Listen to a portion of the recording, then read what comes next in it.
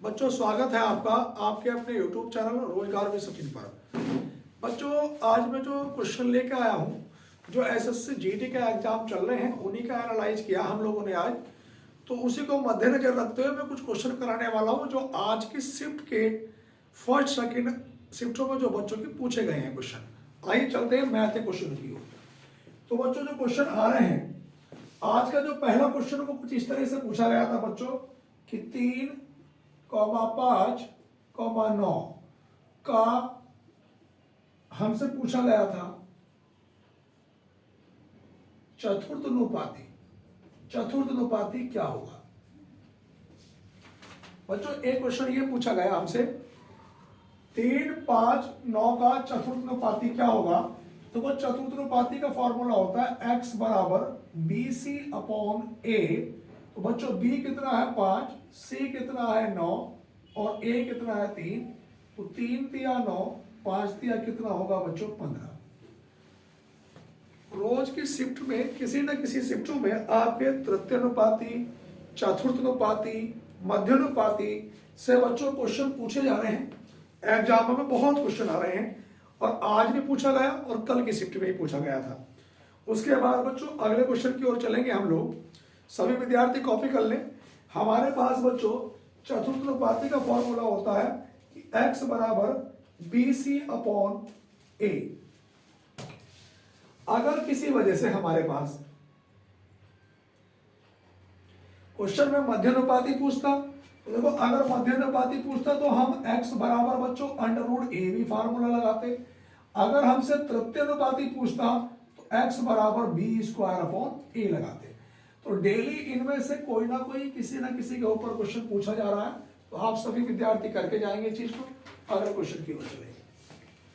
उसके बाद बच्चों मैं क्वेश्चन नंबर 2 की ओर चलूंगा। आज जो दूसरा नंबर का क्वेश्चन है बच्चों वो इस तरह से था बच्चों कि वह छोटी से छोटी संख्या कौन सी है जिसमें 9 जोड़ने पर प्राप्त संख्या 24, 32, 36, 54। ये मेरे पास क्वेश्चन ये है वह छोटी से छोटी संख्या कौन सी है जिसमें 9 जोड़ने पर प्राप्त संख्या 24, 32, 36, 54 में से प्रत्येक से पूर्णतः विभाजित होगी। तो बच्चों इस तरह के क्वेश्चन अगर एग्जाम में आते हैं तो आपको करना क्या है, आप लोगों को इसका एलसीएम ले लेना है और एलसीएम में से उसने कहा क्या 9 जोड़ने पर तो ये 9 हम लोग माइनस कर देंगे। अगर वो जोड़ने की बात करेगा तो माइनस करेंगे, ठीक है बच्चों। अगर वो घटाने की बात करेगा तो एलसीएम में जोड़ देंगे, क्या शेष बचेगा वो भी एलसीएम में जोड़ देंगे। तो बच्चों इनका जो एलसीएम निकल के आएगा हमारे पास 864 और माइनस का 9 तो बच्चों कितना निकल के आया 855। हमारे पास दूसरे वाले क्वेश्चन का जो आंसर निकल के आया वो कितना निकल के आया 955। इस तरह का क्वेश्चन भी एग्जाम में पूछा गया है। क्वेश्चन नंबर 3 की ओर चलता हूं बच्चों। जो हमारे पास क्वेश्चन नंबर 3 ये है कि A अनुपात B बराबर 4:9 और A अनुपात C बराबर बच्चों 2:3। तो हमसे पूछा गया है कि A प्लस B अनुपात B plus C equal to क्या। ये इस तरह का बच्चों ने मुझे बताया कि सर इस तरह का भी क्वेश्चन आज एग्जाम में देखने को मिला। तो बच्चों चलते हैं, आइए इस तरह के क्वेश्चन को हम करेंगे कैसे। तो ध्यान दो इन दोनों में A यहां भी कॉमन है, A यहां भी कॉमन है। अगर मैं यहां पर वैल्यू को देखो ध्यान से देखो, अगर मैं ABC के फॉर्मेट में रखूंगा तो यहां पर दिक्कत हो जाएगी। तो बच्चों हमारे पास यहां पर हम फॉर्मेट बनाएंगे, सबसे पहले हम B रखेंगे, फिर A रखेंगे और फिर C। जो कॉमन चीज है उसको हमने बीच में रख लिया। अब देखो जब A अनुपात B 4:9 था तो B कितना हो गया इसमें 9 और A कितना हुआ बच्चों 4। उसके बाद A अनुपात C, A के नीचे 2 और C के नीचे बच्चों 3। यहां पर ये वाला स्पेस खाली है तो यहां पर बच्चों कितना आएगा 4। यहां पर ये स्पेस खाली है बच्चों तो यहां पे कितना आएगा 2। तो 2 नम कितना हुआ 18, 4 दूनी 8 और 4 तिया 12। 2 के पहाड़े से काटूंगा 2 नम 18, 2 चौक 8 और 2 छंग 12। तो अनुपात कितना बना 9:4:6। तो बच्चों मुझसे ए पूछा तो ए कितना 4 प्लस बी कितना है बच्चों 9 अनुपात, अब बी कितना है बच्चों 9 प्लस सी कितना है 6, तो ये बना 13:15। इसका ये बिल्कुल करेक्ट आंसर होगा बच्चों। तो इस तरह का जो क्वेश्चन है बच्चों वो भी हमें आज एग्जाम में देखने को मिला है। तो आपसे मैं उम्मीद करता हूं कि कल के एग्जाम में अगर इस प्रकार का कोई भी क्वेश्चन आएगा तो आप गलत करके नहीं आएंगे, ठीक है बच्चों।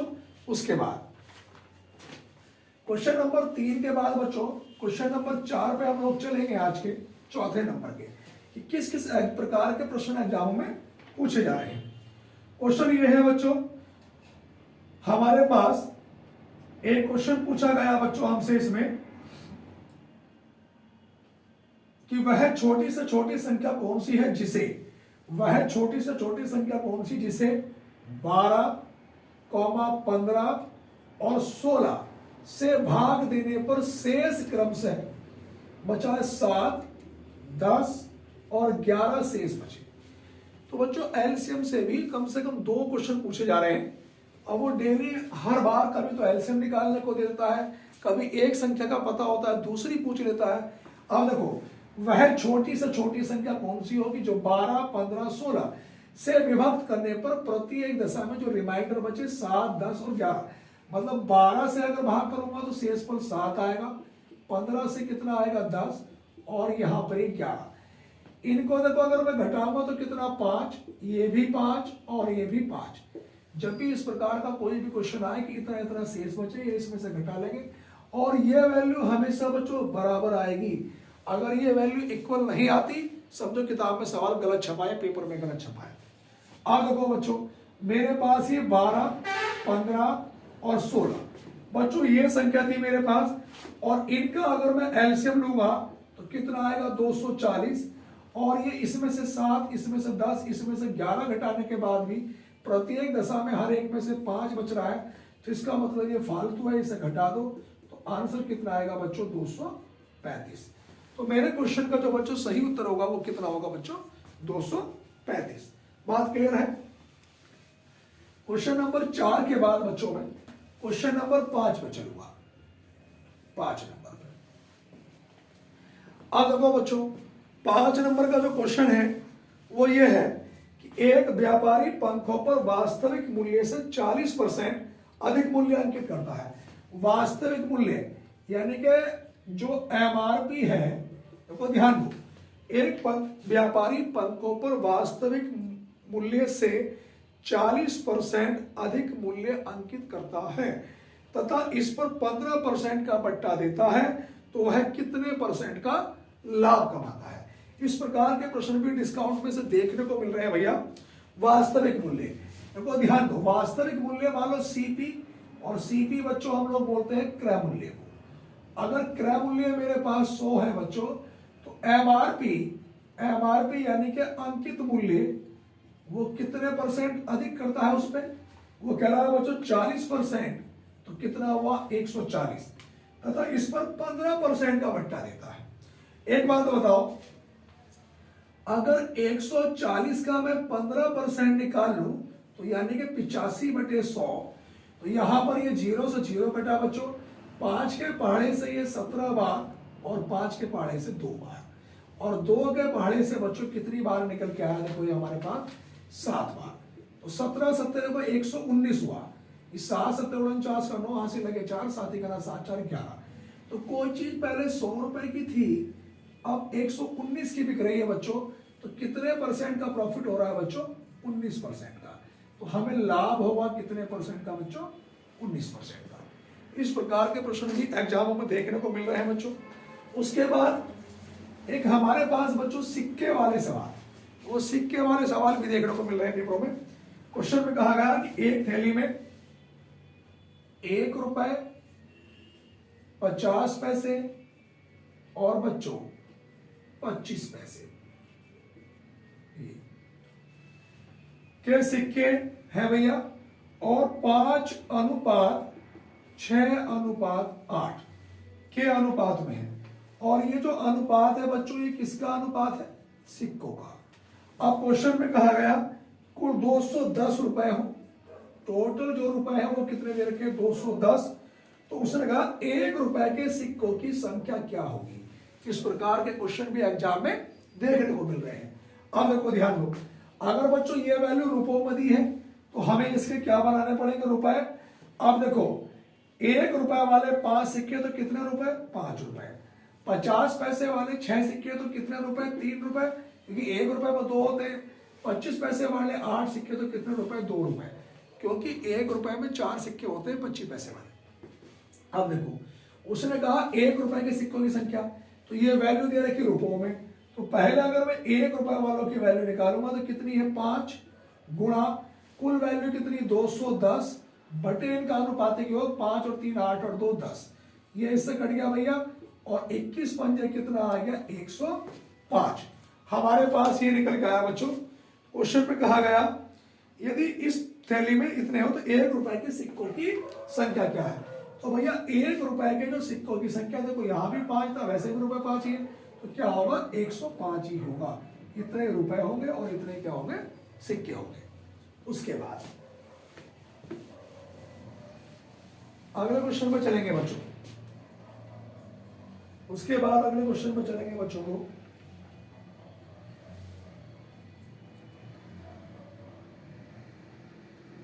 छह क्वेश्चन हो गए हैं। क्वेश्चन नंबर चलेंगे बच्चों 7। 7 नंबर का क्वेश्चन ये है कि दो संख्याओं का अनुपात 7:9। ये दो संख्या दे रखी है, उसका अनुपात दिया है 7:9, जबकि दोनों का अंतर 10 है। अब देखो दोनों संख्याओं का में से क्या होगा। क्वेश्चन में ये पूछ लिया कि में से क्या होगा, जबकि उनका जो अंतर है वो कितना है बच्चों 10 है। अब वो क्वेश्चन पर ध्यान देंगे, दो संख्याओं का अनुपात, भैया अनुपात कितना है 7:9। अब क्वेश्चन में कहा दोनों संख्याओं का अंतर 10 है, तो हमारे पास में से क्या होगा।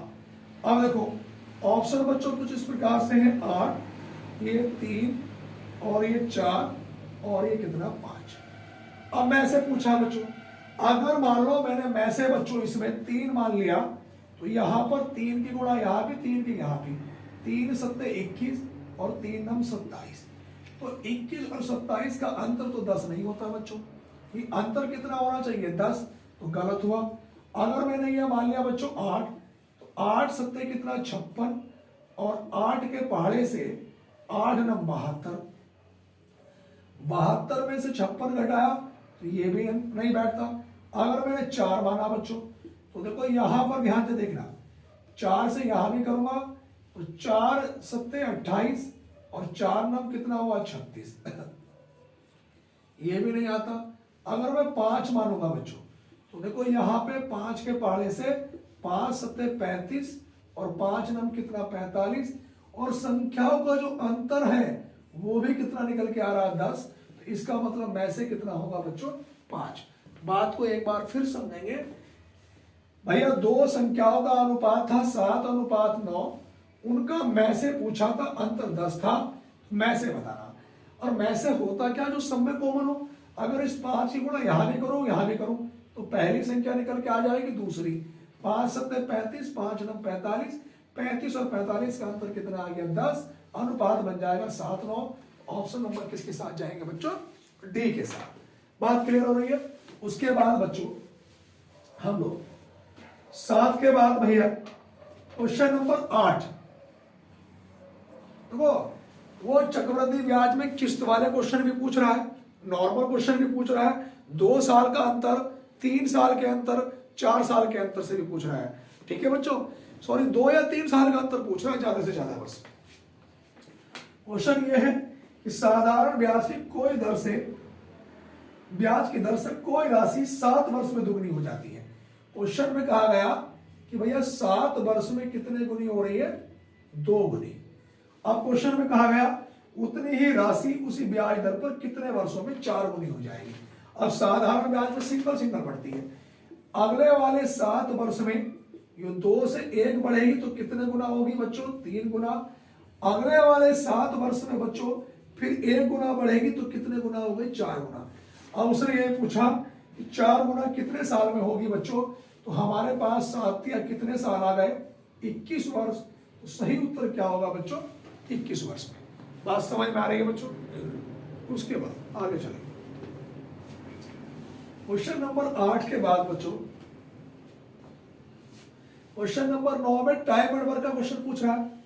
और टाइम एंड वर्क में किस प्रकार का क्वेश्चन पूछ रहा है? देखो, बी की अपेक्षा ए दुगना गति से कार्य करता है। तो ए और बी की अगर मैं क्षमता की बात करूं बच्चों कि बी की अपेक्षा ए दुगनी गति से कार्य करता है, बी की अपेक्षा ए दुगनी गति से, अगर ए की कार्य क्षमता 1 रही होगी तो बी की कितनी होगी? 2। तो ये क्षमता है, और जो बच्चों समय होता है वो क्षमताओं का उल्टा होता है, तो कितना आ जाएगा? 1 2 का रेशो। वे दोनों एक साथ कार्य करके किसी कार्य को 16 दिन में पूरा करते हैं। एक बार बताओ, दोनों का भैया एक दिन का काम है कितना? 1 और 2 3, तो 16 दिन का कितना होगा भैया टोटल काम? 48 होगा। कितना होगा? 16 या 48। बताइए ए अकेला कार्य को कितने दिन में पूरा करेगा? अब हमसे ए पूछा, टोटल वर्क कितना? 48। ए की क्षमता कितनी है? 2, तो 2 से डिवाइड करूंगा बच्चों, तो सही उत्तर कितने दिन होगा? 24 दिन। तो क्या उत्तर होगा बच्चों इसका? 24 दिन में। बात क्लियर है? क्वेश्चन को फिर ध्यान देंगे। सवाल में कहा गया कि ए की जो क्षमता है वो बी की अपेक्षा दुगनी है। तो भैया समय क्या होता है? जो दिन होता है वो उसके क्या होते हैं? क्षमता के उल्टे होते हैं, ऐसे। अब वो कह रहा है कि दोनों मिलकर किसी काम को 16 दिन तक करते हैं, और दोनों का एक दिन का काम कितना है? 2 और 1 3। तो 16 का कितना होगा? 16 3 48। पूछा किसका? ए का। ए की क्षमता कितनी है? 2। टोटल वर्क कितना है? 48। 48 को 2 से भाग करेंगे तो सही उत्तर कितना आएगा बच्चों? 24। बात क्लियर है? उसके बाद क्वेश्चन नंबर 9 के बाद बच्चों क्वेश्चन नंबर 10। अब देखो 10 नंबर का जो प्रश्न है हमारे पास वो किस प्रकार से है? क्वेश्चन में कह रहा है एक व्यक्ति 6 रुपए में 5 के हिसाब से संतरे खरीदता है और 3 रुपए में 2 के हिसाब से बेच देता है। तो देखो इस प्रकार के क्वेश्चन में जब भी करेंगे एक तरफ लिखेंगे मात्रा और एक तरफ लिखेंगे बच्चों रुपए।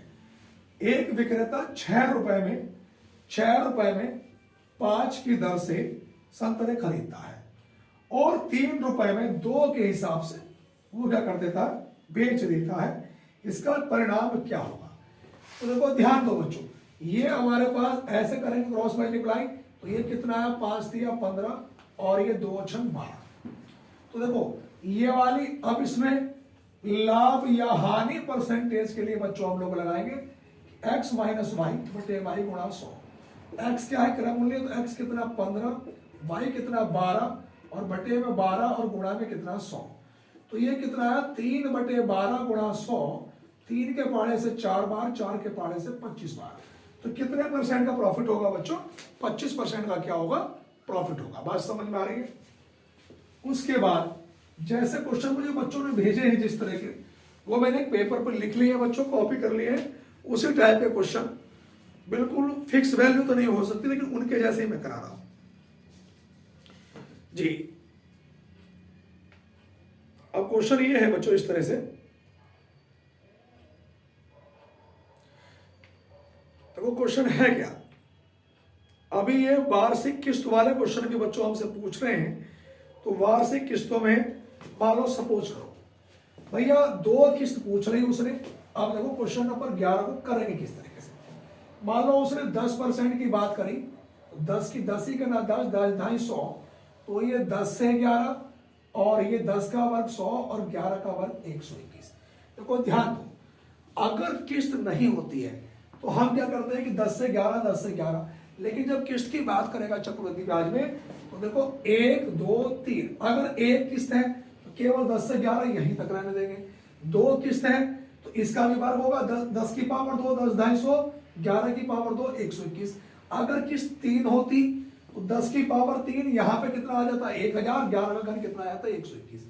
अब देखो यहां पर जो किस्त कितनी 121 की, तो इसे 121 बनाने के लिए 11 से गुणा, तो यहां भी कितने से 11 से, तो 11 से गुणा करूंगा, 11 दही कितना आया 110 और ये 100 तो कितना आया 210।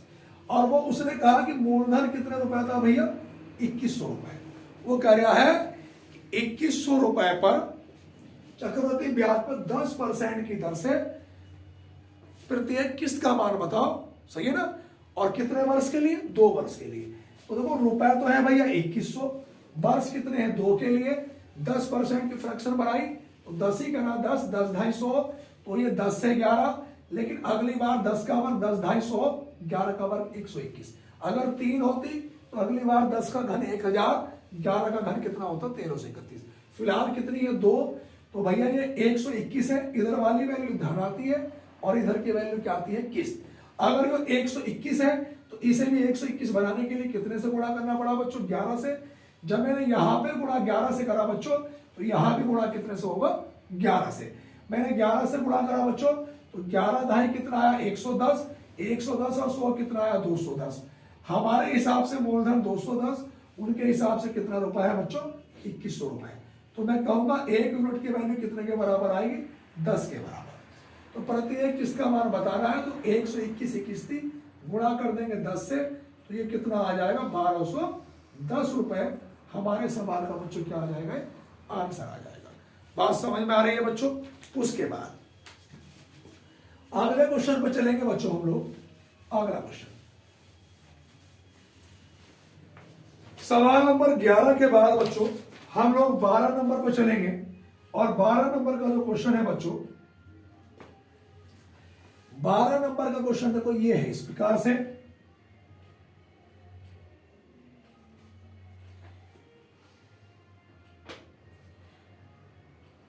ये है भैया क्वेश्चन, ये है कि किसी संख्या को 56 से भाग देने पर, मान लो कोई संख्या थी, उसे कितने से डिवाइड करने से, 56 से भाग देने पर शेष 29 आता है। कितना आता है बच्चों, 29। तो उस संख्या को 8 से भाग दिया जाए तो शेष क्या होगा। इस तरह का भी एक क्वेश्चन देखने को मिला। तो देखो ध्यान दो, मान लो कोई संख्या थी बच्चों, किसी संख्या को 56 से भाग देने पर शेष फल कितना आता है, 29। और मान लो कोई संख्या रही होगी, उसे 56 से भाग देने पर शेष फल 29 आता है, तो उसी संख्या को जो ये शेष फल आया 8 से डिवाइड करने पर, अगर मैं 29 को 8 से डिवाइड करूंगा तो बच्चों 8 दिया कितना आया, 24। तो रिमाइंडर कितना बचा बच्चों, 5। तो हमारे पास जो शेष फल आएगा बच्चों वो कितना निकल के आएगा, 5। तो सही उत्तर क्या होगा बच्चों, 5 होगा। ठीक है बच्चों। देखो बेसिकली मैं तुमसे बताऊं, हमारे पास बच्चों पेपरों में जो एसएससी जीडी में मैथ का जो क्राइटेरिया है, अभी जो कुछ बच्चों ने मुझसे क्वेश्चन बताए थे वो मैंने करा दिए, बाकी कल कराऊंगा। देखो ध्यान दो, एक तो बच्चों क्षेत्रफल और आयतन यानी कि वॉल्यूम, यहां से बच्चों हमारे पास 2 प्रश्न बन रहे हैं। उसके बाद इसके बाद बच्चों लैसे और मैसे से बच्चों हर शिफ्ट में 1 से 2 प्रश्न पूछे जा रहे हैं। उसके बाद बच्चों प्रतिशत से हमारे पास आज सवाल चुनाव आधारित पूछा गया है, चुनाव के ऊपर पूछा गया है। ठीक है ना। तो मैं वीडियो में उसको करा नहीं पाया कि क्वेश्चन के चुनाव वाले कल करा देंगे हम लोग। तो यहां भी प्रतिशत से 1 से 2 प्रश्न पूछ रहे हैं बच्चों। लाभ हानि और भट्टे में 2 प्रश्न पूछ रहा है बच्चों। कितने प्रश्न, 2। ब्याज से बच्चों, ब्याज से वो 2 प्रश्न पूछ रहा है, वो चक्रवृद्धि ब्याज को भी उठा रहा है और साधारण को भी। ज्यादातर प्रतिशतता चक्रवृद्धि ब्याज की हो रही है। आज उसने किस्त पूछ रही, कल उसने 2 वर्ष का अंतर पूछ लिया था। ठीक है बच्चों। उसके बाद हमारे पास बच्चों अनुपात समानुपात, अनुपात समानुपात से आज की भी शिफ्ट में 2 प्रश्न हर शिफ्ट में थे लगभग, यानी कि अनुपात समानुपात में आप अच्छे से पढ़ के जाएंगे, 2 क्वेश्चन हर शिफ्ट में थे बच्चों। उसके बाद बच्चों हमारे पास समय कार्य के 1 से और पाइप टंकी, ये 2 प्रश्न आ रहे हैं बच्चों यहां से। तो कहने का मतलब है कि सब क्वेश्चन को आप पहले तसल्ली बख्श पढ़ के जाएं। और कल भी बच्चों में एक वीडियो लेकर आऊंगा आपके लिए, जो बच्चों से मैं कल बात करूंगा कि किस तरह के क्वेश्चन पूछे जा रहे हैं। और बच्चों हमारी वीडियो को आप लोग ज्यादा से ज्यादा शेयर करें, जितने भी विद्यार्थी एसएससी जीडी की तैयारी कर रहे हैं, ताकि उन्हें यह पता चला जाए कि क्वेश्चन पूछे किस लेवल से जा रहे हैं और किस प्रकार से आ रहे हैं। और बच्चों वीडियो को हमारे ज्यादा से ज्यादा शेयर करें, चैनल को सब्सक्राइब करें। धन्यवाद।